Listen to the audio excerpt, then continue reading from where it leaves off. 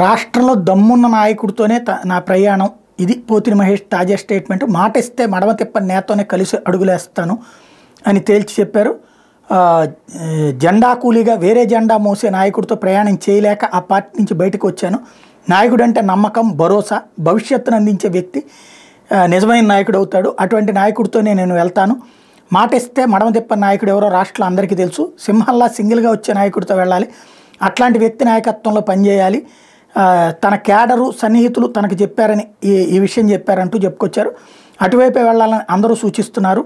జనసేన నేతలు వేరే జెండాలు మోయాలని బలంగా నిర్ణయం తీసుకున్నారు. అటువంటి వాళ్లతో వెళ్ళలేము. కూటమిలో 24 సీట్లు తీసుకున్నప్పుడు ఆ తర్వాత 21 సీట్లకు అంగీకారం తెలిపినప్పుడు పవన్ని కాపులు పెద్ద ఎత్తున వ్యతిరేకించారు. పవన్ కేవలం గోదావరి జిల్లాలోనే పోటీ చేయాలని భావిస్తున్నారు. ఆయన ప్రజాస్వామ్యబద్ధంగా ప్రజల కోసం ఏర్పాటు చేసిన పార్టీ నేతగా మాట్లాడటం లేదంటూ TV9తో మొన్న మాట్లాడుకొచ్చారు. ఈ నేపథ్యంలో జగన్తో జారబోతున్నారన్నటువంటిది తేలిపోతోంది.